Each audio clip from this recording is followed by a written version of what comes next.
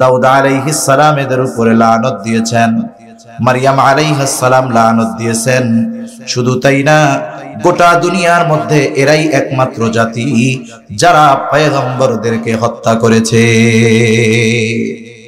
ইয়াহইয়া আলাইহিস সালামকে হত্যা করেছে, জাকারিয়া আলাইহিস সালামকে হত্যা করেছে, ঈসা আলাইহিস সালামকে হত্যার প্রচেষ্টা এরা করেছে। শুধু তাই না, মারিয়াম আলাইহিস সালামকে এরা অপবাদ দিয়েছে।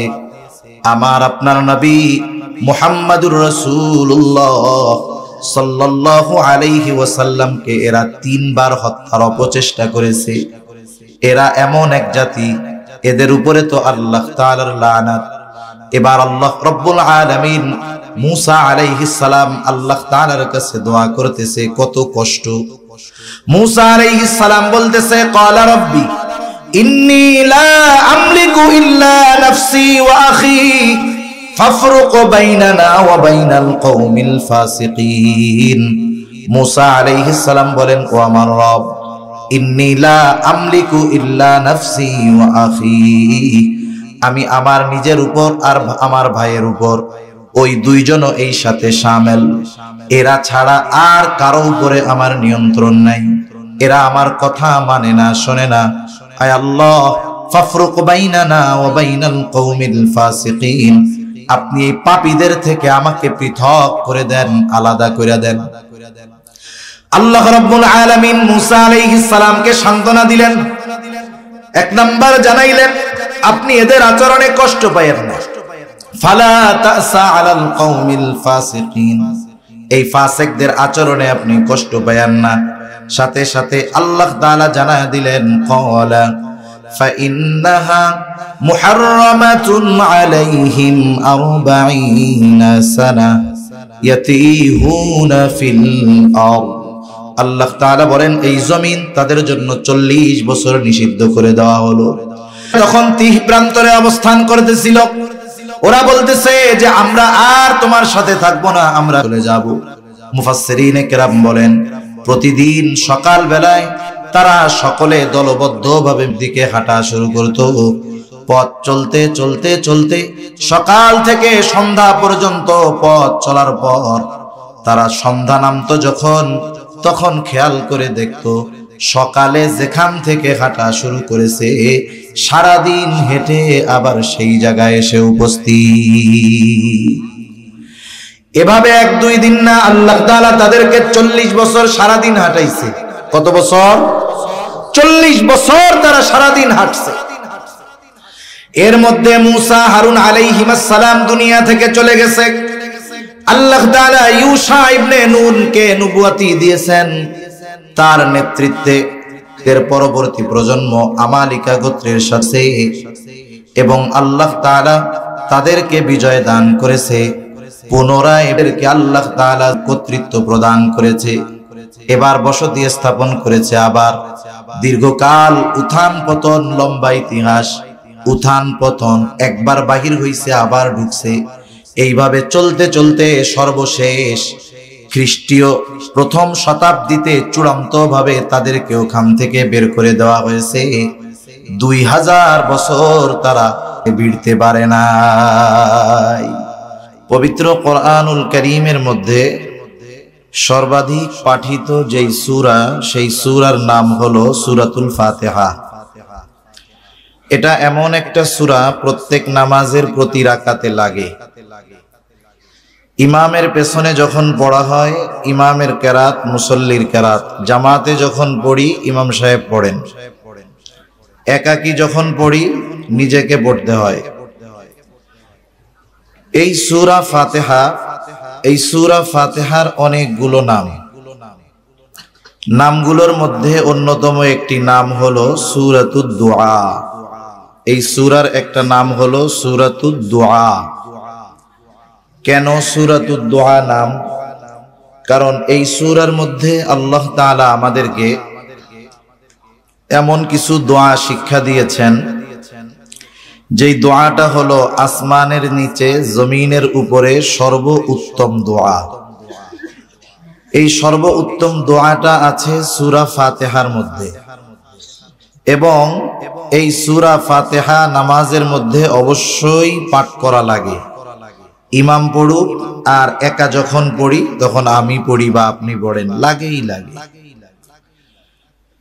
এখানে আল্লাহ তাআলা কি দোয়া শিক্ষা দিয়েছেন? আমরা মনে করি টাকা পয়সা ধন দৌলত এগুলোই মনে হয় শুধু আল্লাহ তাআলার কাছে চাইতে হয়। আমরা আল্লাহ তাআলার কাছে এই সূরার মধ্যে দোয়া করি, বলি ইহদিনাস সিরাতাল মুস্তাকিম সিরাতাল্লাযীনা আন'আমতা আলাইহিম গায়রিল মাগদুবি আলাইহিম ওয়ালাদ-দাল্লিন। আমরা আল্লাহ তাআলার কাছে তার অনুগ্রহ প্রাপ্তরা যেই পথের পথিক ছিল সেই পথে চলার জন্য সাহায্য চাই। আর বেঁচে থাকতে চাই, বেঁচে চলতে চাই, বেঁচে থাকতে চাই ওই পথ থেকে পথভ্রষ্ট এবং আল্লাহ তাআলার পক্ষ থেকে অভিশপ্ত যারা, তাদের পথ থেকে। একটা সাধারণ মানুষও যদি একটু চিন্তা করে তাহলে এই দুইটা দোয়ার সারমর্ম গভীরতা উপলব্ধি করতে পারবে। সিরাতে মুস্তাকিমে অটল অবিচল থাকার জন্য আল্লাহ তাআলার কাছে সাহায্য চাই, বেঁচে থাকার জন্য আল্লাহ তাআলার কাছে সাহায্য চাই। এই পথ থেকে বেঁচে থাকা কত জরুরি আর সিরাতে মুস্তাকিমের উপরে অটল থাকা কতটা জরুরি, এটা এই বিষয়ের মাধ্যমেই বোঝা যায় যে এই দোয়াটা আল্লাহ তাআলা সর্বশ্রেষ্ঠ ইবাদতের মধ্যে করা মোটামুটি আবশ্যক করে দিয়েছেন। যাদের পথ থেকে আমরা বাঁচতে চাই আল্লাহ তাআলার কাছে, তাদের ব্যাপারেও স্বচ্ছ ধারণা আমাদের থাকার দরকার। বাস্তবতা হলো গোটা দুনিয়া বিশ্বের ষড়যন্ত্রে এতটা আবৃত হয়ে গেছে যে তাদের ষড়যন্ত্র চক্রান্ত থেকে বাঁচা এবং ষড়যন্ত্র চক্রান্ত থেকে নিজেকে বাঁচিয়ে রাখা এটা অনেক কঠিন। আমি আপনি যদি এদের স্বরূপ সম্পর্কে না জানি, আসলে এদের ক্যারেক্টার কেমন যদি না জানি, তাহলে এদের প্রতি আমার আপনার স্বচ্ছ ধারণা আসবে না। আফসোসের ব্যাপার, আল্লাহ তাআলা তো নিষেধ করেছিলেন, ইয়া আইয়ুহাল্লাযীনা আমানু লা তাত্তাখিযুল আউলিয়া বা'দুহুম আউলিয়াউ বা'দ। আল্লাহ তাআলা বলেন, হে ঈমানদারেরা, লা তাত্তাখিযুদা ওয়ান নারা আউলিয়া, তোমরা এদেরকে বন্ধু রূপে গ্রহণ করিও না। বা'দুহুম আউলিয়াউ বা'দ, তারা পরস্পর পরস্পরের বন্ধু। আপনারা যারা মোটামুটি ঐশী ধর্মগুলো সম্পর্কে মোটামুটি জানা আছে, মানে আসমানি ধর্ম সম্পর্কে, তারা এই বিষয়টা কম বেশি জেনে থাকবেন যে সাথে ধর্মীয় দৃষ্টিকোণ থেকে সম্পর্কটা হলো দা কুমড়ার মতো। কারণ ঈসা আলাইহিস সালাতু ওয়াস সালামকে হত্যার অপচেষ্টা করেছে, মারিয়াম আলাইহিস সালামকে তারা অপবাদ দিয়েছে, অথচ এরপরেও দেখেন মুসলমানদের ব্যাপারে এদের বন্ধুত্ব কেমন। সম্মানিত উপস্থিতি, আমি যে আয়াতগুলো আপনাদের খেদমতে তিলাওয়াত করেছি, আয়াতগুলো বুঝতে হলে শুরুতে কয়েকটা কথা একটু খেয়াল দিয়ে শুনলে বাকি কথাগুলো আমাদের জন্য বোঝা সহজ হবে ইনশাআল্লাহ। মুসলিম মিল্লাতের পিতা হলেন ইব্রাহিম আলাইহিস সালাতু ওয়াস সালাম। ইব্রাহিম আলাইহিস সালাতু ওয়াস সালামের জন্মস্থান হলো বেলে। ইব্রাহিম আলাইহিস সালাম হিজরত করেছেন। লম্বা ইতিহাসের শুধু মূল কথাগুলো আমি আপনাদের খেদমতে বলবো। ইব্রাহিম আলাইহিস সালাতু ওয়াস সালামের স্ত্রী সারা দীর্ঘদিন আল্লাহ তাআলা ওনাকে সন্তান দেন না। ইব্রাহিম আলাইহিস সালাম সন্তানের জন্য দোয়া করতেছে, রব্বি হাবলি মিনাস সলিহিন, রব আপনি আমাকে একটা নেককার সন্তান দেন। মুফাসসিরিনে কেরাম বলেন, ইব্রাহিম আলাইহিস সালাতু ওয়াস সালাম আল্লাহ তাআলার কাছে ছেলে সন্তান চেয়েছেন। এর দ্বারা বোঝা যায় যে আল্লাহ তাআলার কাছে ছেলে চাওয়া এটা ইব্রাহিম আলাইহিস সালামের একটা আমল। তবে এই আমল আমরা করলাম, আল্লাহর কাছে চাইলাম ছেলে, আল্লাহ দিলেন মেয়ে, রাগ হওয়া যাবে? কারণ আমি চাইছি ছেলে, আল্লাহ দিছেন মেয়ে, কারণ আল্লাহ তাআলা যেটা চান উনি সেটাই দেন। ইয়াহাবু লিমান ইয়াশাউ ইনাসা ওয়ায়াহাবু লিমান ইয়াশাউ যুকুর আও ইউযাওয়িজুহুম যুকরানা ওয়া ইনাসা ওয়া ইয়াজআলু মান ইয়াশাউ আকিমা। আল্লাহ তাআলা যাকে চান ছেলে দেন, যাকে চান মেয়ে দেন, যাকে চান উভয়টা দেন, যাকে চান কোনোটাই দেন না। ইব্রাহিম আলাইহিস সালাতু ওয়াস সালামের সন্তান হয় না। সারা জানতে পারলেন উনি বন্ধা। সারা আলাইহিস সালাম ওনার খাদেমা হাজেরা আলাইহিস সালামের সাথে ইব্রাহিম আলাইহিস সালামের বিবাহ দিয়ে দিলেন। ৮৬ বছর বয়সে আল্লাহ তাআলা ইব্রাহিম আলাইহিস সালামকে একটা সন্তান দিলেন। সেই সন্তানের নাম হলো হযরত ইসমাঈল আলাইহিস সালাম। আল্লাহ তাআলার নির্দেশে ইব্রাহিম আলাইহিস সালাম হাজেরা আলাইহিস সালাম ও ইসমাঈল আলাইহিস সালামকে নিয়ে রওনা হলেন। পথ চলা শুরু করলেন। শুধু গন্তব্যের শেষ কোথায় ইব্রাহিম আলাইহিস সালাম নিজেও জানেন না। হাজেরা আলাইহিস সালাম বারবার জিজ্ঞাসা করেন, কোথায় নিয়ে যাচ্ছেন আমাদের? উনি নিজেও তো জানেন না।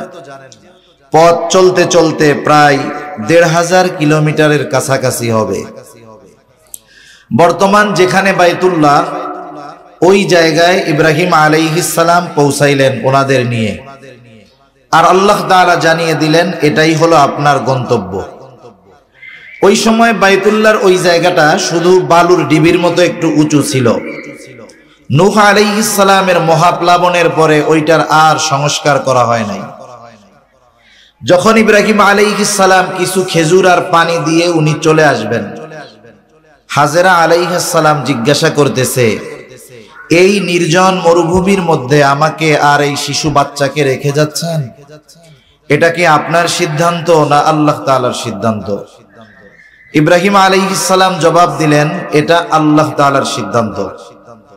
হাজেরা আলাইহিস সালাম তখন বললেন, এটা যদি আল্লাহ তাআলারই সিদ্ধান্ত হয় তাহলে আল্লাহই আমার আর আমার এই সন্তানের জন্য যথেষ্ট।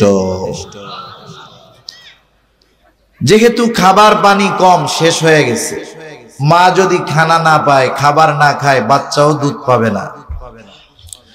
ইসমাঈল আলাইহিস সালাতু ওয়াস সালাম দুধের কষ্টে কান্না করতেছেন। শিশু বাচ্চা দুধের যন্ত্রণায় কাঁদে। এই কষ্ট পুরুষকে ওয়াজ করে বোঝানো যাবে না। এই কষ্টটা একজন মা অনুধাবন করতে পারে। পানির সন্ধানে হাজেরা আলাইহিস সালাম সাফা মারওয়ায় ৭ বার দৌড় দিয়েছেন। ইতিমধ্যে আল্লাহ সুবহানাহু ওয়া তাআলা জিবরাইল আলাইহিস সালামকে পাঠায়া দিলেন। শিশু ইসমাঈল আলাইহিস সালামের পায়ের আঘাতে জমজম কূপ সৃষ্টি হলো। উনি আয়েশা দেখেন আল্লাহ তাআলার কুদরতি কূপ, পানি উতলিয়ে পড়তেছে, চতুর্দিকে উনি ঘিরে দিলেন। ওই পথে বহুত বণিকেরা যাতায়াত করে, কিন্তু ওখানে তো পানির কোনো অস্তিত্ব নাই। একদল বণিক দেখতে পাইল আকাশের উপরে পাখি চক্কর খাচ্ছে, ঘুরতেছে, তার মানে নিচে পানি আছে। কয়েকজনকে পাঠালো, ওরা এসে বলল, হ্যাঁ এখানে পানির ব্যবস্থা আছে, একটা পানির ফোয়ারা আছে, কূপ আছে, আর ওইটার মালিক হলো একজন মহিলা আর একটা ছোট বাচ্চা। আরবের তৎকালীন সময়ের নিয়ম ছিল, যেখানে বিশুদ্ধ সুপেয় পানির ব্যবস্থা হতো ওইখানেই মানুষ জনবসতি গড়ে তুলল। তারাও ওইখানে জনবসতি গড়ে তুলল এই শর্তে যে এই কূপের কর্তৃত্ব, এই পানির কর্তৃত্ব হাজেরা আলাইহিস সালাম ও ইসমাঈল আলাইহিস সালাম ওনাদের তত্ত্বাবধানেই থাকবে। এরপরে তো লম্বা ইতিহাস। ইসমাঈল আলাইহিস সালাম ওইখানেই বিবাহ করলেন, ওখানেই ওনার বংশ বিস্তার হলো। ওনার পরে আর কোন নবী ওনার বংশে আসে নাই। একেবারে শেষ নবী মুহাম্মাদুর রাসূলুল্লাহ সাল্লাল্লাহু আলাইহি ওয়াসাল্লাম। এদিক দিয়ে আল্লাহ তাআলা ইব্রাহিম আলাইহিস সালামকে পরবর্তীতে আরেকটা সন্তান দিয়েছেন। ওই সন্তানের নাম হলো ইসহাক আলাইহিস সালাম। ইসহাক আলাইহিস সালামের ছেলের নাম হলো ইয়াকুব আলাইহিস সালাম। ইয়াকুব আলাইহিস সালামের 12 সন্তান। 12 সন্তানের এক সন্তানের নাম হলো হযরত ইউসুফ আলাইহিস সালাম। ইয়াকুব আলাইহিস সালামের 12 সন্তানের বড় সন্তান অথবা চতুর্থ সন্তান, তার নাম ছিল ইহুদা অথবা ইহুজা। আর এই ধর্ম হিসাবে গোটা দুনিয়ায় প্রসিদ্ধি লাভ করেছে হযরত মূসা আলাইহিস সালাতু ওয়াস সালামের মাধ্যমে। ইউসুফ আলাইহিস সালামের ইতিহাস আপনাদের জানা আছে। এক সময় আল্লাহ তাআলা ওনাকে কুয়ার থেকে উদ্ধার করায়া জেলখানায় পাঠায়া এক সময় সুপ্রিম পাওয়ারের অধিকারী আল্লাহ তাআলা ইউসুফ আলাইহিস সালামকে বানায় দিয়েছে। ওই সময়টাতে উনি পরিচালনার দায়িত্বে ছিলেন, যেই সময় আরবের আশেপাশে সব দেশে দুর্ভিক্ষ চলতেছে। ইউসুফ আলাইহিস সালাম জেলখানায় থাকতে ওই যে বাদশার স্বপ্নের ব্যাখ্যা দিয়েছিলেন, 7 বছর ফসল ভালো হবে, বাকি 7 বছর দুর্ভিক্ষ দেখা দিবে। এই ব্যাখ্যার উপরে আমল করে বাদশা যেই 7 বছর ফসল ভালো হয়েছে, যথেষ্ট পরিমাণ ফসল খাদ্যশস্য তিনি গুদামজাত করেছেন, যাতে দুর্ভিক্ষের সময় ওনাকে কষ্ট পড়তে না হয়। কিন্তু এত পরিমাণ শস্য উনি ভান্ডারে জমা করছেন, মানুষের চাহিদা পূরণ করার পরেও আশেপাশের মানুষকে উনি খাদ্যশস্য দিতে পারতেন। ইউসুফ আলাইহিস সালামের হাতে এই জিম্মাদারি। ইউসুফ আলাইহিস সালাতু ওয়াস সালামের ভাইরা পাশের স্থান করে। ওই 10 ভাই আসছে ইউসুফ আলাইহিস সালামের কাছে, তখন তো চিনতে পারে নাই। সর্বশেষ সকলের মধ্যে পরিচয় হয়েছে। ইউসুফ আলাইহিস সালাম পিতা ইয়াকুব আলাইহিস সালামকে বললেন, সবাইকে নিয়ে আপনি। এখন ইয়াকুব আলাইহিস সালাম তার সন্তান সন্ততি সকলকে নিয়ে হিজরত করে চলে আসলেন। তাহলে মোটামুটি এতটুকু আমাদের মনে রাখলে হবে যে এরপরে এরা এখানে আসছে, লম্বা সময় ভালো কাটছে এদের। একটা সময় এর উপরে কিপ্তি বংশের প্রভাব বাড়ছে, ফেরাউন ক্ষমতায় বসছে। ফেরাউন একটা উপাধি, ফেরাউন একটা উপাধি। এর শাসনকর্তা যেই হইতো তার উপাধি হইতো ফেরাউন, কিন্তু এই উপাধিতেই নাম হিসাবে প্রসিদ্ধি লাভ করছে। তা একটা সময় ফেরাউনের জুলুম অত্যাচারের মাত্রা খুব বাড়ছে। আল্লাহ তাআলা মূসা আলাইহিস সালামকে দুনিয়ায় পাঠাইলেন। যেই ফেরাউন শিশু বাচ্চাদের হত্যা করার অপচেষ্টা করেছে, হত্যাকাণ্ড চালিয়েছে, তার ঘরে মূসা আলাইহিস সালামকে বড় করেছেন। এক সময় আল্লাহ নবুয়াত দিয়েছেন, সাথে সাথে হারুন আলাইহিস সালাম সহ আল্লাহ তাআলা নির্দেশ দিয়েছেন, তোমরা ফেরাউনকে দাওয়াত দাও। বলেন তো হেদায়েতের মালিক কে? আর একটু জোরে বলেন না কে? আল্লাহ। আল্লাহ তাআলা যাকে চান তাকেই হেদায়েত দেন।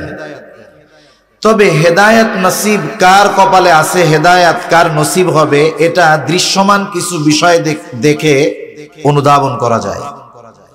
যেমন একজন মানুষ পাপাচারে লিপ্ত আছে, আপনি তাকে কোরআন হাদিস দিয়ে বোঝালেন যে এই কাজটা খুব পাপ মন্দ। দেখা গেল আপনি তাকে বলার পরে সে কমপক্ষে অনুতপ্ত হলো, ওই গুনাহ ছেড়ে দেওয়ার জন্য মোটামুটি ইচ্ছা পোষণ করলো। আশা করা যায় এই লোকটার নসিবে হেদায়েত আছে। কিন্তু এর ব্যতিক্রম এক ধরনের লোক আছে, তারা যখন পাপাচারে লিপ্ত হবে, আপনি যখন কোরআন সুন্নাহ দিয়ে বোঝাবেন, সে আপনার কথায় নমনীয় হওয়া তো দূরের কথা, বরং অহংকার করে তার পাপের মাত্রা আরো বাড়ায় দেয়। এমন লোক তো সমাজে আলহামদুলিল্লাহ নাই। ফেরাউনের অবস্থা ছিল এই দ্বিতীয় শ্রেণীর লোকের মতো। মূসা আলাইহিস সালাম তাকে দাওয়াত দিচ্ছে যে রবের উপরে ঈমান আনো, ও উল্টা বলে আমি তো বড় রব। সর্বশেষ পরিস্থিতি আল্লাহ তাআলা মূসা আলাইহিস সালামকে বললেন, পয়গম্বর আপনি চলে যান। আল্লাহ তাআলা চাইলেন এই জালেমের হাত থেকে এদের নিষ্কৃতি দিবেন, সাথে সাথে ওই যে তাদের আদি নিবাতৃত্ব আল্লাহ তাআলা এর হাতে তুলে দিবেন।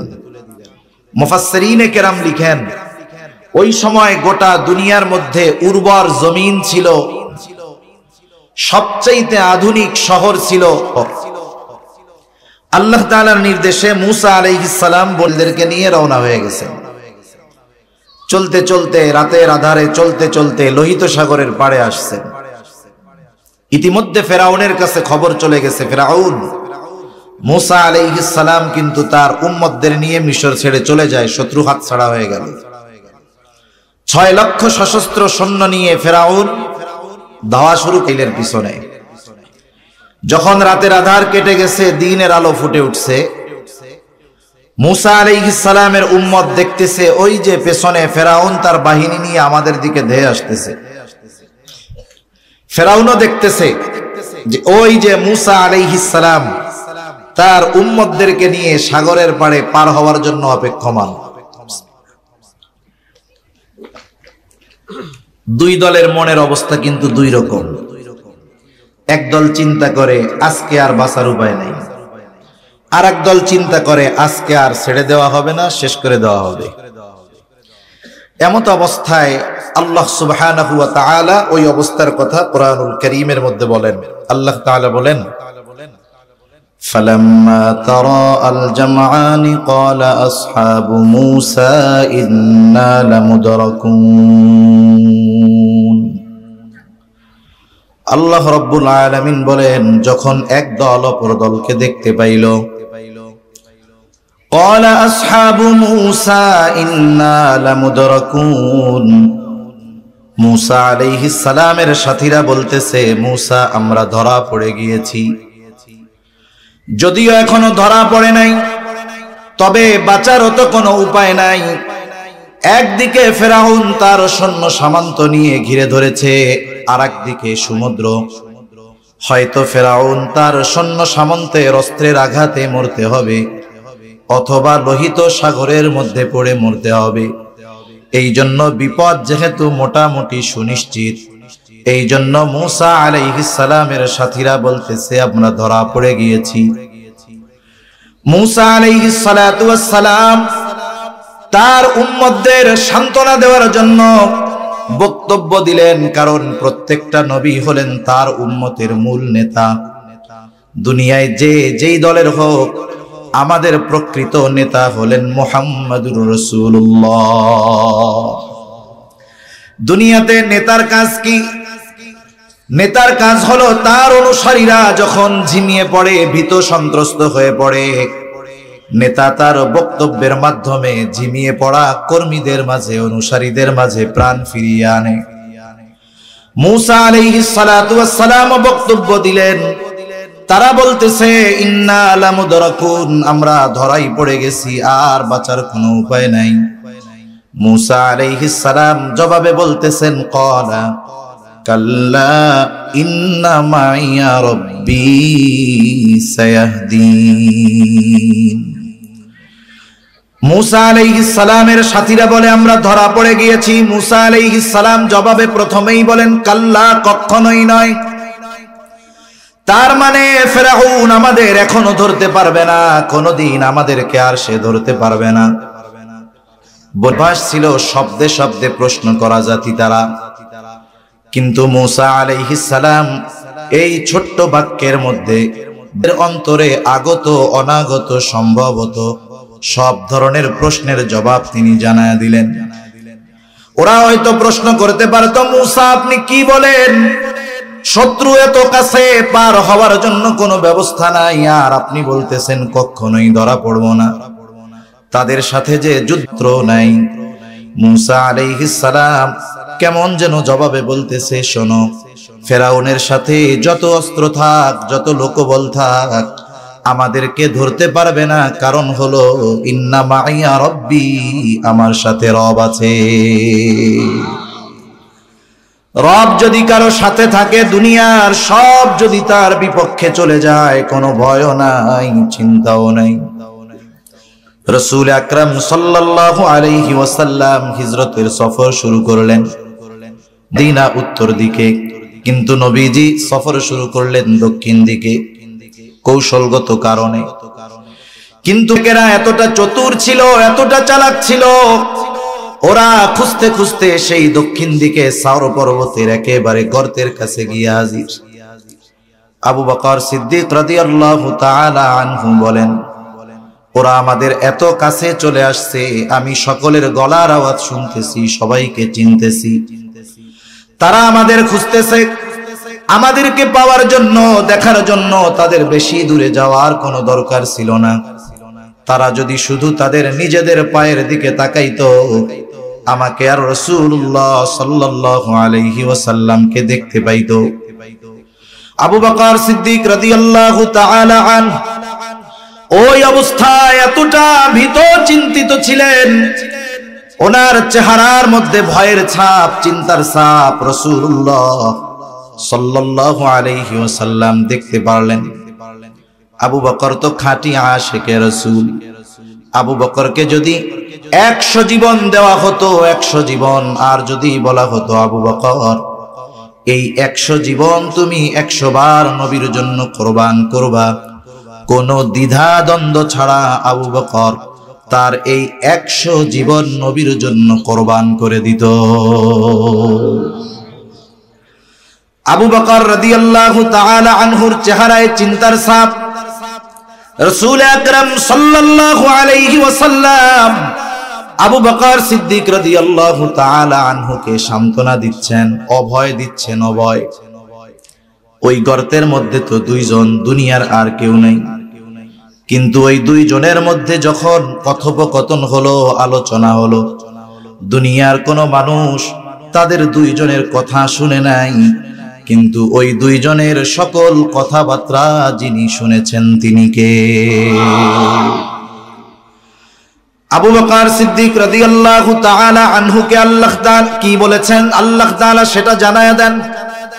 আল্লাহ রাব্বুল আলামিন বলেন, ইযহুমা ফিল গারি ইয ইয়াকুলু লিসাহিবিহি লা তাহজান ইন্নাল্লাহা মা'ানা।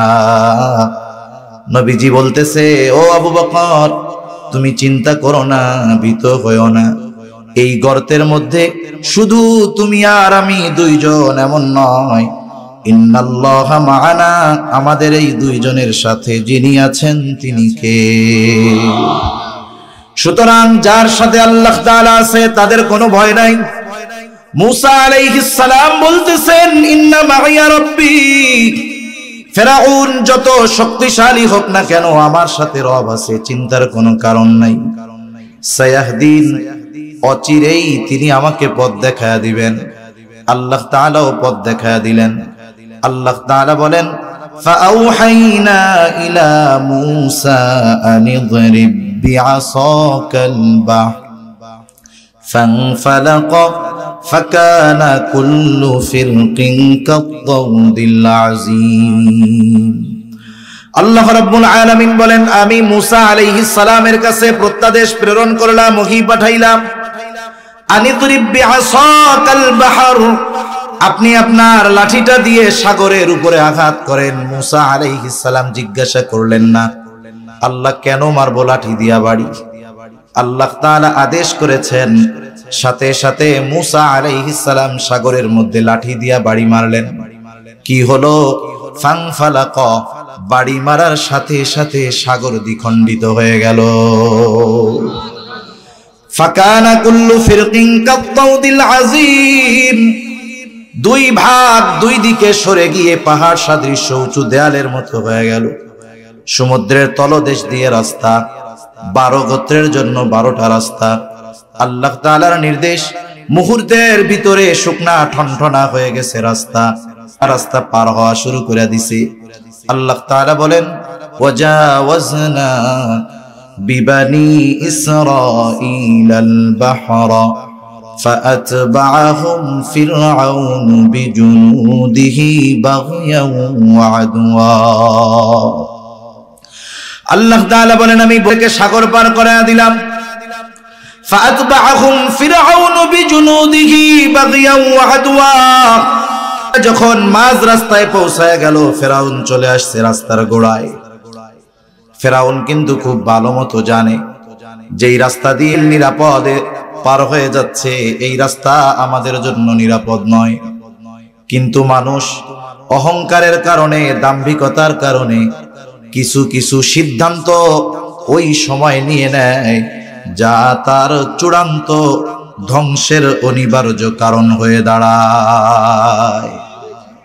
এটা জীবনের একটা উসুল হওয়া দরকার, মূলনীতি হওয়ার দরকার, যে যখন মেজাজ টেজাজ গরম থাকে আর কি, রাগ থাকে মানুষ, তখন কোনো সিদ্ধান্ত নিতে হয় না। কারণ রাগ মাথার সিদ্ধান্ত এটা সারা জীবন পস্তানোর কারণ হতে পারে। এজন্য সিদ্ধান্ত নিতে হয় ঠান্ডা মাথায়। আল্লাহ রাব্বুল আলামিন বলেন ফাতবাআহুম ফিরআউন বিজুনুদিহি বাগিয়াও ওয়া আদওয়া। শত্রুতাবশত ফিরআউন সীমা লঙ্ঘন করে তার সৈন্য সামন্ত সহ তাদের পেছনে ধাওয়া শুরু করলো, অনুসরণ করা শুরু করলো।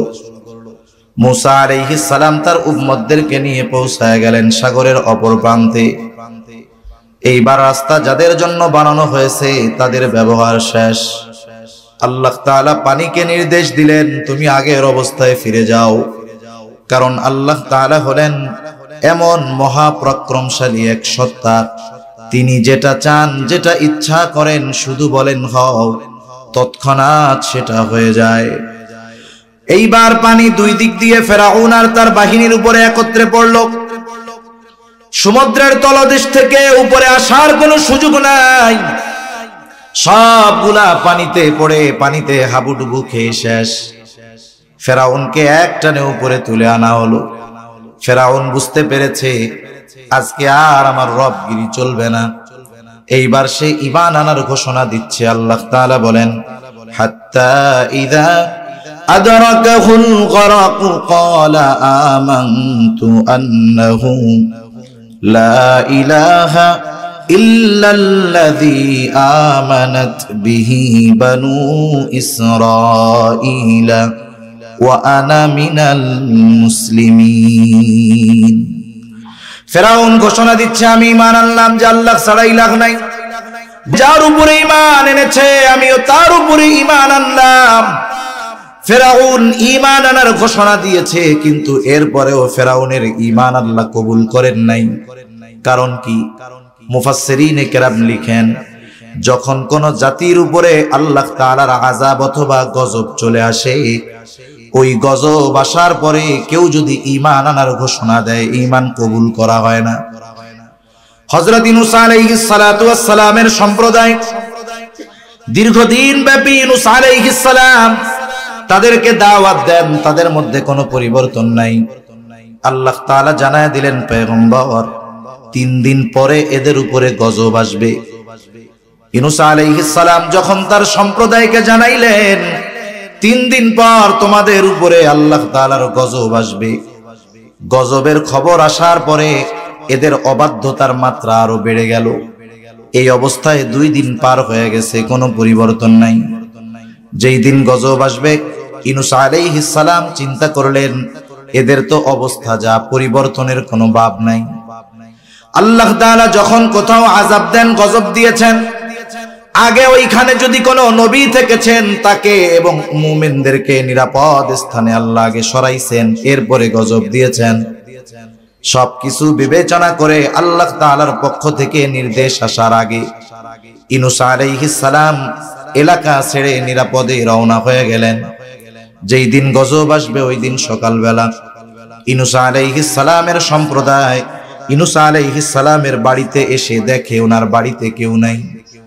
ওরা চিন্তা করে আমরা এতটা কাল ইউনূস আলাইহিস সালামকে এত কষ্ট দিলাম, কখনোই তিনি আমাদের ছেড়ে যান নাই, তাহলে কোথায় গেল? কয়েকজনকে পাঠাইছে, যাও আশেপাশে একটু খুঁজে টুজে দেখে আসো। খুঁজে এসে তারা জানায় ইউনূস আলাইহিস সালামের কোথাও দেখা পাওয়া যায় নাই। ওরা মনে করছে হয়তো আল্লাহ তাআলার গজব সুনিশ্চিত আসবে, এই জন্য ইউনূস আলাইহিস সালাম চলে গেছে। তাদের মধ্যে ভীতি সঞ্চার হলো। এইবার তারা ভুল বুঝতে পারলো, তাওবা করলো, ঈমান আনলো। তারা ঈমান আনার কারণে আল্লাহ তাআলা তাদের উপরে যেই গজব দিতে চেয়েছিলেন, গজব আসার আগে ঈমান আনার কারণে আসন্ন গজব আল্লাহ তাআলা উঠায় নিয়ে গেলে।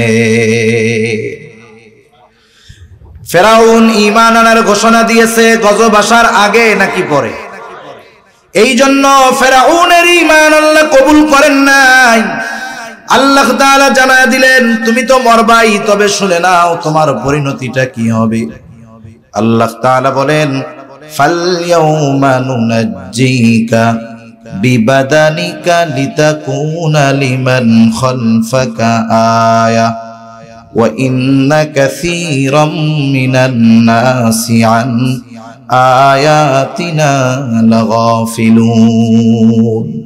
আল্লাহ রাব্বুল আলামিন বলেন ফালইয়াউমা নুনাজ্জিকা বিবাদানিক, লিতাকুনা লিমান খালফাকা আয়া, আমি আজকে তোমার দেহকে সংরক্ষণ করব কেন? লিতাকুনা লিমান খালফাকা আয়া, যেন তুমি তোমার পরবর্তীদের জন্য নিদর্শন হও, তারা যেন তোমাকে দেখে শিক্ষা গ্রহণ করে যে আল্লাহ তাআলা কত পাওয়ার তাকে দান করেছিলেন, তার চূড়ান্ত পরিণতিটা কেমন হয়েছে। আফসোস করে তার দেহ এখনো আছে। অনেকেই দেখতে যায়, এটা শুধু দর্শক হিসাবে যায়, কিন্তু দেখার পরে যদি ওই দৃশ্য দেখে শিক্ষা গ্রহণ যদি দুনিয়ার মানুষ করত, এই দুনিয়ার কোথাও আর জুলুম নির্যাতন থাকতো না। তা ফেরাউনের এই করুণ পরিণতি মুসা আলাইহিস সালাম এবং তার উম্মতেরা অপর পারে দাঁড়ায়া দেখছে। মুসা আলাইহিস সালাতু ওয়াস সালামকে আল্লাহ তাআলা জানায় দিলেন, পয়গম্বর মুসা, আমি তো তাদেরকে ওই দামি জমিনের কর্তৃত্ব ফিরায় দিতে চাই, কিন্তু মানুষের বাস্তব অবস্থা হলো কোন দামি জিনিস যদি বিনা পরিশ্রমে পেয়ে যায়, ওই জিনিসের কদর তারা করে না। সুতরাং ওই জায়গার মালিকারা যদি তাদের পেতে হয়, শাসন করতো আমালিকা গোত্র, তারা খুব শক্তিশালী সুঠামদেহী ছিল। মুসা আলাইহিস সালাতু ওয়াস সালাম 12 গোত্র থেকে 12 জন প্রতিনিধি নির্বাচিত করে পাঠায় দিলেন, যাও অবস্থা একটু পর্যবেক্ষণ করে আসো।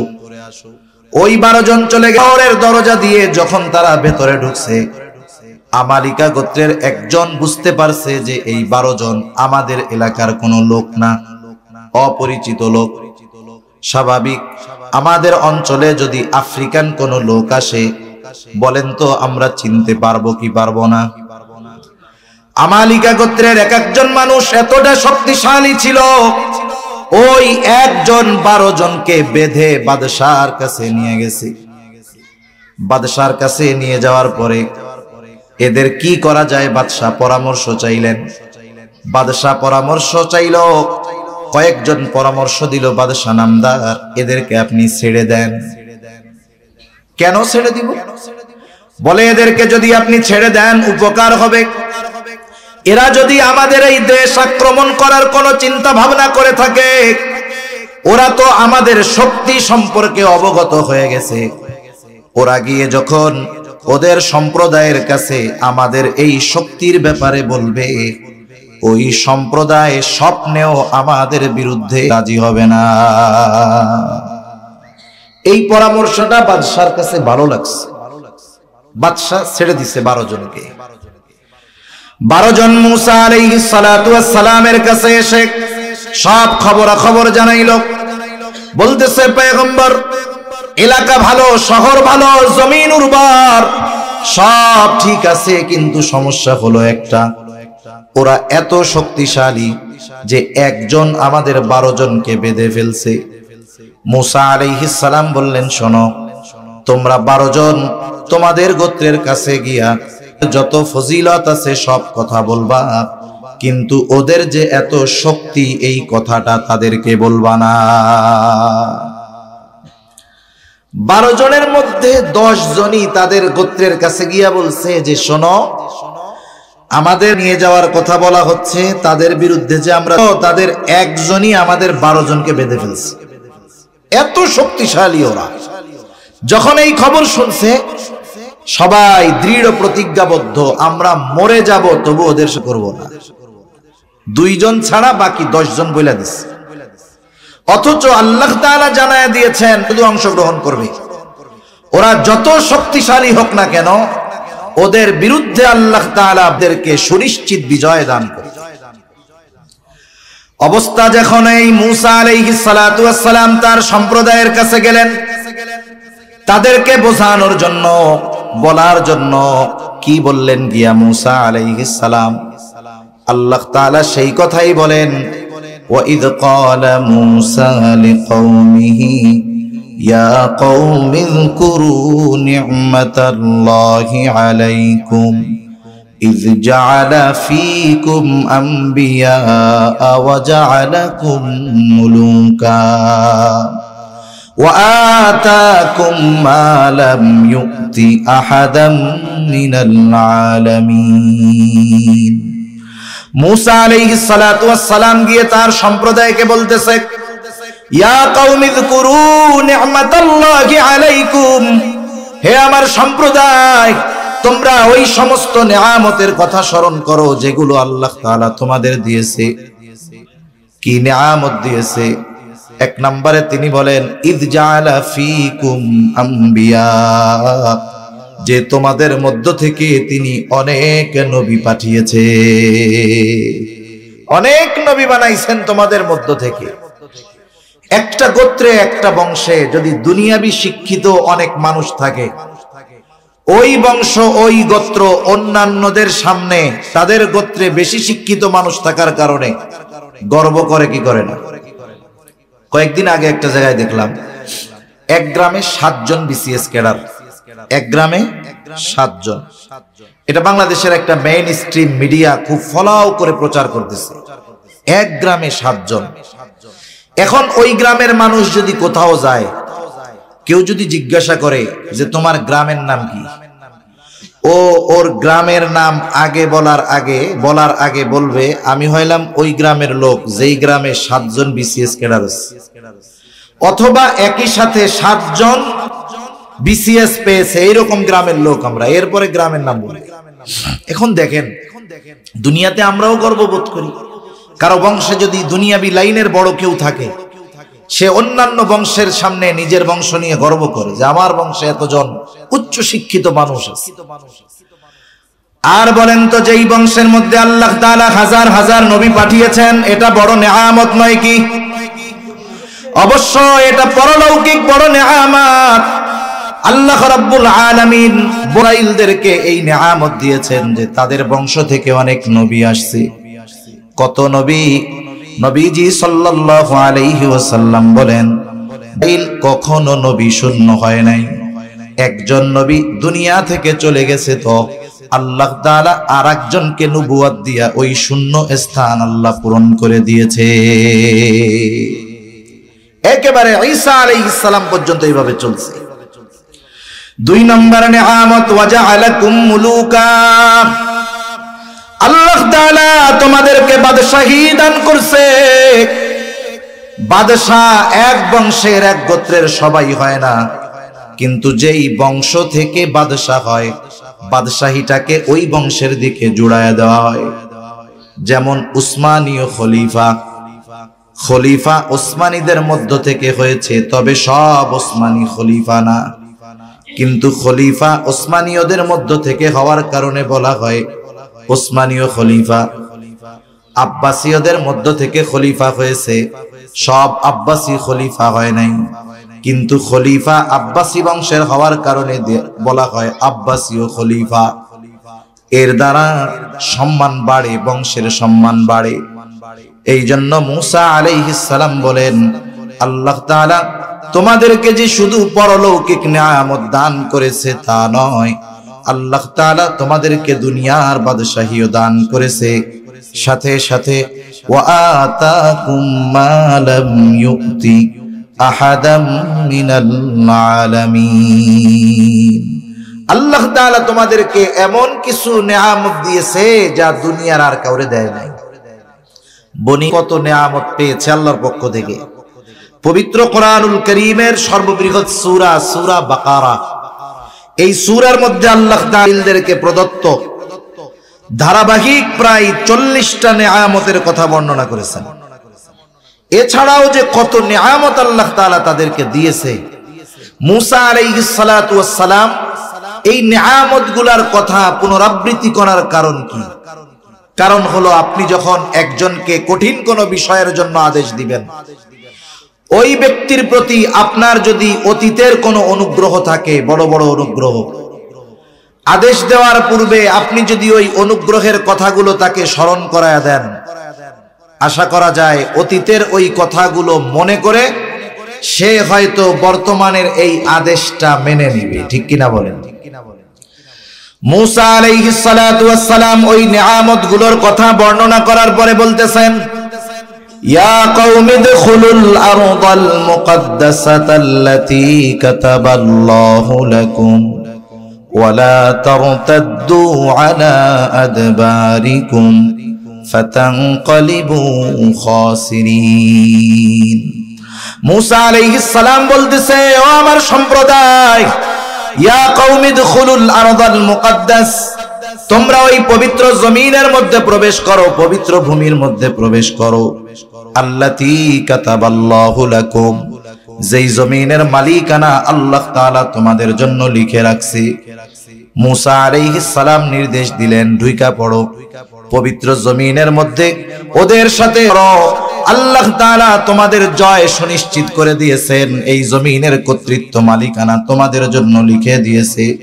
তবে শর্ত হইল একটা, ওয়ালা তারতাদ্দু আলা আদবারিকুম ফাতানকালিবু খাসিরিন, তোমরা সামনের দিকে যাবা তো পিছু হটবা না, পিছু যদি হটো তাহলে ক্ষতিগ্রস্তদের অন্তর্ভুক্ত হয়ে যাইবা। মূসা আলাইহিস সালাতু ওয়াস সালাম এর সংবাদ দিয়ে তাদেরকে সামনে অগ্রসর হওয়ার নির্দেশ দিলেন।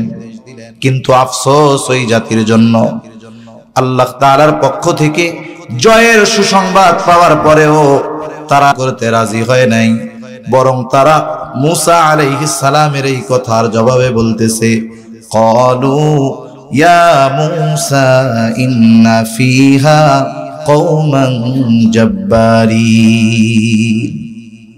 আল্লাহ তাআলা বলছে, তুমি হবা, এই জমিনের মালিকানা আমি তোমাদের লেখা দিছি। এরপরে ওরা যত শক্তিশালী হোক আর সংখ্যায় যত বেশি হোক, চিন্তা করার কোনো কারণ আছে?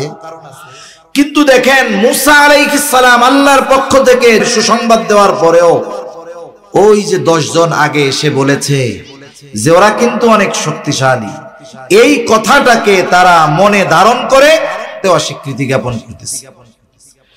তারা বলতেছে, মূসা ইন্না ফিহা কওমান জাব্বারিন, ওইখানে এক শক্তিশালী কওম আছে, শক্তিশালী সম্প্রদায় আছে। ইন্না লান নাদখুলাহা হাত্তা ইয়াখরুজু মিনহা ফাইন ইয়াখরুজু মিনহা ফাইন্না দাখিলুন। ও মূসা, আমরা ওইখানে কখনোই প্রবেশ করব না, আমরা প্রবেশ করব তখন ওরা যখন ওখান থেকে বাহির হবে তখন প্রবেশ করব। মূসা আলাইহিস সালাতু ওয়াস সালাম কষ্ট লাগবে, স্বাভাবিক বিষয়। এইবার ওই দুই ব্যক্তি যারা মূসা আলাইহিস সালামের কথা মান্য করে ওই আমালিকা গোত্রের কথা গোপন রেখেছিল, ওই দুইজন তারা এসে এদের সকলকে বুঝাইতেছে। তাফসীরের মধ্যে আসছে, একজনের নাম হলো ইউশা ইবনে নুন, আর একজনের নাম হলো কালেব ইবনে ইউফানা। এই দুই আল্লাহর বান্দা যাদের উপরে আল্লাহ তাআলার বিশেষ অনুগ্রহ ছিল। আল্লাহ তাআলা বলেন, ক্বালা রাজুলানি মিনাল্লাযীনা ইয়াখাফুনা আন'আমাল্লাহু আলাইহিম আদখুলু আলাইহিমুল বাব ফাইযা দাখালতুমূহু ফাইন্নাকুম গালিবুন ওয়া আলাল্লাহি ফাতাওয়াক্কালু ইন কুনতুম মুমিনিন। ওই দুইজন তাদেরকে বুঝাইতেছে, তোমরা শুধু শহরের নিকট দরজা দিয়ে প্রবেশ করো, ফাইযা দাখালতুমূহু ফাইন্নাকুম গালিবুন, তোমরা শুধু দরজা দিয়ে ঢুকবা, তোমাদেরকে ওদের উপরে বিজয়ী করে দিবেন কে? আরো জোরে বলেন না কে? আরে তোমরা না মুমিন, তোমাদের ভয় কিসের? ওয়া আলাল্লাহি ফাতাওয়াক্কালু ইন কুনতুম মুমিনিন, তোমরা যদি মুমিন হও তাহলে আল্লাহর উপরে ভরসা করে শহরে প্রবেশ করো, তোমরাই জয়ী হইবা। মানুষের খাসলাত হইল কেমন? মনে করেন ছোট বাচ্চা, বাচ্চার মা বাচ্চাকে বারবার বলতেছে, আব্বু খাও খাও খাও। বাচ্চাদের অভ্যাস হইল, একে আপনি যত সাধবেন ও তত বাঁকা হবে। আপনি বারবার বলতেছেন, ও খায় না। এইবার বাচ্চার বাবা বলতেছে, দেখি আমি একটু ট্রাই করি। এইবার বাচ্চার বাবাও বলতেছে, আব্বু খাও খাও খাও। বাচ্চা মনে মনে কি বলে জানেন? আরে আমার মা আমারে বুঝাইয়া পারলো না, আব্বা আপনি বুঝাইয়া খাওয়াই ফেলবেন আমারে, এত সহজ। অবস্থা হলো আমাদের নবী বুঝাইয়া পারলো না, আর তোমরা দুইজন কোত্থেকে আসছো? তোমরা আমাদের বুঝাইয়া, এটা তো অসম্ভব। এবারের জবাব আরো কঠোর। এবার বলতেছে, ক্বালু ইয়া মূসা ইন্না লান নাদখুলাহা হাত্তা ইয়াখরুজু মিনহা ফাইন ইয়াখরুজু মিনহা ফাইন্না দাখিলুন। আগে তো বলছেই যে তারা যদি ওইখান থেকে বাহির না হয় আমরা ওইখানে প্রবেশ করব না। এইবার ওই দুই ব্যক্তি বলার পরে তারা বলতেছে ক্বালু ইয়া মূসা ইন্না লান নাদখুলাহা আবাদাম মা দামু ফিহা ফাযহাব আনতা ওয়া রাব্বুকা ফাকাতিলা ইন্না হাহুনা কাঈদুন। তারা বলতেছে মূসা আমরা ওইখানে কখনোই প্রবেশ করব না যতক্ষণ তারা ওইখানে আছে। আবাদাম মা দামু ফিহা, ওইখানে তারা যতক্ষণ আছে যা কিছু বলো না কেন প্রবেশ করব না। আমরা তো হতে পারবো না, যদি ওরা বাহির হয় তাইলে আমরা যাব, তবে যদি বাহির করতে হয় তাইলে শুইনা নাও। ফাযহাব আনতা ওয়া রাব্বুকা ফাকাতিলা, তুমি আর তোমার রব গিয়ে তাদের সাথে যুদ্ধ।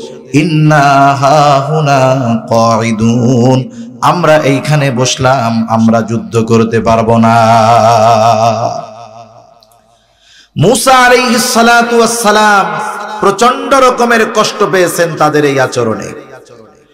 অধিকাংশ মুফাসসিরিনে কেরাম এই আয়াতের ব্যাখ্যায় রাসূল আকরাম সাল্লাল্লাহু আলাইহি ওয়াসাল্লামের সাথীদের কথা আনছেন, সাহাবায়ে কেরামের কথা আনছেন এই জায়গায়, যে মূসা আলাইহিস সালাম আল্লাহ তাআলার পক্ষ থেকে যুদ্ধ জয়ের সুসংবাদ প্রাপ্ত হয়ে তাদের জানিয়েছেন জয়ী তোমরাই হইবা, অথচ এর পরেও জয়ের সুসংবাদ পাওয়ার পরেও এরা হয় নাই।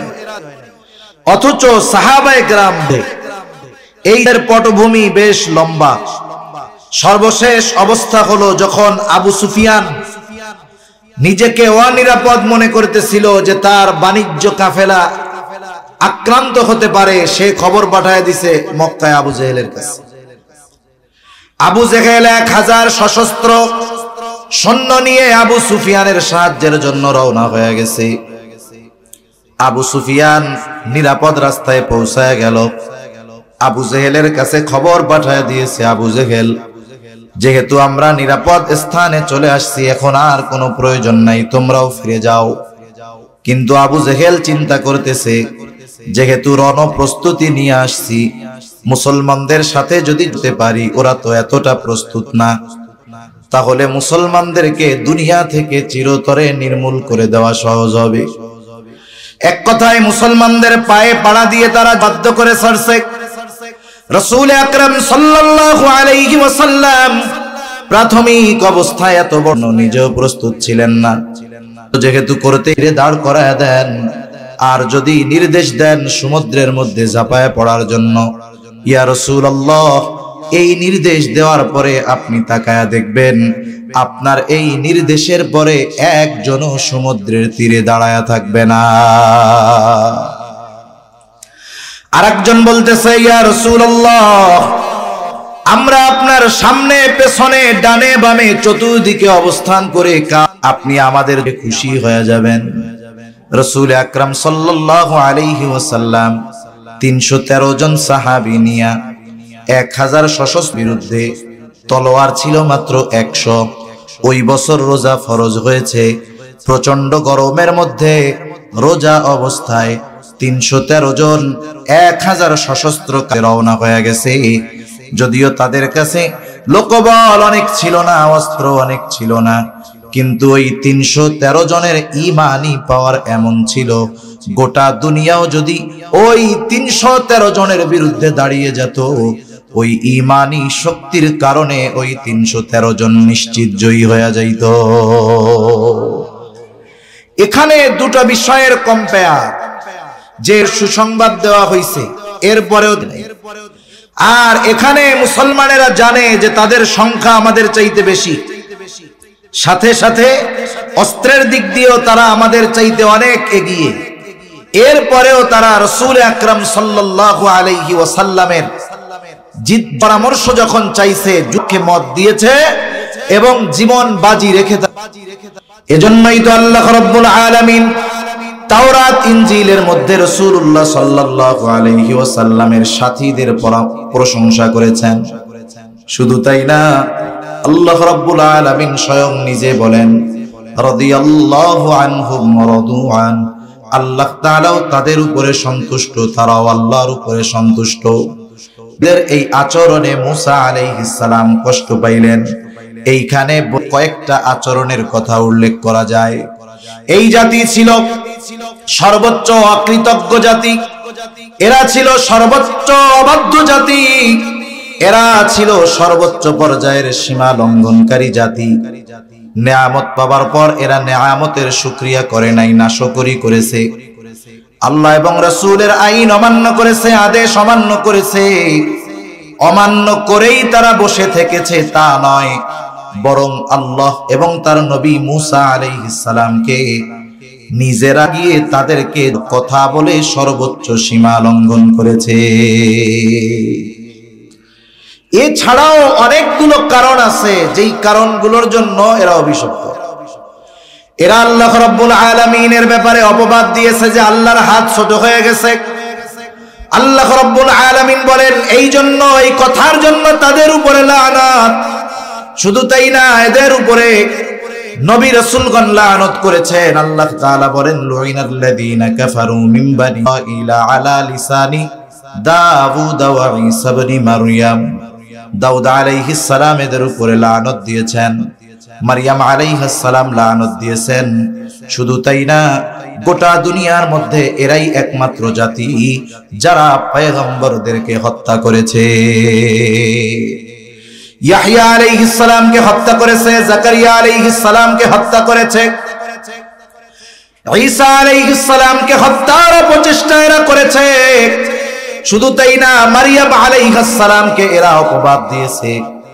আমার আপনার নবী মুহাম্মাদুর রাসূলুল্লাহ সাল্লাল্লাহু আলাইহি ওয়াসাল্লামকে এরা 3 বার হত্যার অপচেষ্টা করেছে। এরা এমন এক জাতি, এদের উপরে তো আল্লাহ তাআলার লানাত। এবার আল্লাহ রাব্বুল আলামিন মুসা আলাইহিস সালাম আল্লাহ তাআলার কাছে দোয়া করতেছে, কত কষ্ট।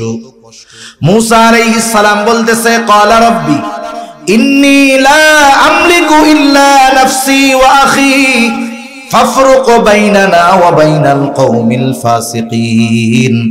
মুসা আলাইহিস সালাম বলেন, ও আমার রব, ইন্নী লা আমলিকু ইল্লা নাফসি ওয়া আখি, আমি আমার নিজের উপর আর আমার ভাইয়ের উপর, ওই দুইজনও এই সাথে শামিল, এরা ছাড়া আর কারো উপরে আমার নিয়ন্ত্রণ নাই। এরা আমার কথা মানে না, শোনে না। আয় আল্লাহ, ফাফরুক বাইনানা ওয়া বাইনাল কওমিল ফাসিকিন, আপনি এই পাপীদের থেকে আমাকে পৃথক করে দেন, আলাদা করে দেন। আল্লাহ রাব্বুল আলামিন মুসা আলাইহিস সালামকে সান্ত্বনা দিলেন। 1 নাম্বার জানাইলেন, আপনি এদের আচরণে কষ্ট পায়েন না। ফালা তাসা আলাল কওমিল ফাসিকিন, এই ফাসিকদের আচরণে আপনি কষ্ট পায়েন না। সাথে সাথে আল্লাহ তাআলা জানায় দিলেন, ক্বালা ফাইন্নাহা মুহাররামাতুন আলাইহিম 40 সানা ইয়াতিহুনা ফিল আরদ। আল্লাহ তাআলা বলেন এই জমিন তাদের জন্য 40 বছর নিষিদ্ধ করে দেওয়া হলো। তখন তিহ প্রান্তরে অবস্থান করতেছিল, ওরা বলতেছে যে আমরা আর তোমার সাথে থাকবো না, আমরা চলে যাব। মুফাসসিরিনে কেরাম বলেন প্রতিদিন সকাল বেলায় তারা সকলে দলবদ্ধভাবে দিকে হাঁটা শুরু করত। পথ চলতে চলতে চলতে সকাল থেকে সন্ধ্যা পর্যন্ত পথ চলার পর তারা সন্ধ্যা নামতো যখন, তখন খেয়াল করে দেখতো সকালে যেখান থেকে হাঁটা শুরু করেছে সারাদিন হেঁটে আবার সেই জায়গায় এসে উপস্থিত। এভাবে 1-2 দিন না, আল্লাহ তাআলা তাদেরকে 40 বছর সারাদিন হাঁটাইছে। কত বছর? 40 বছর তারা সারাদিন হাঁটছে। এর মধ্যে মুসা হারুন আলাইহিস সালাম দুনিয়া থেকে চলে গেছে।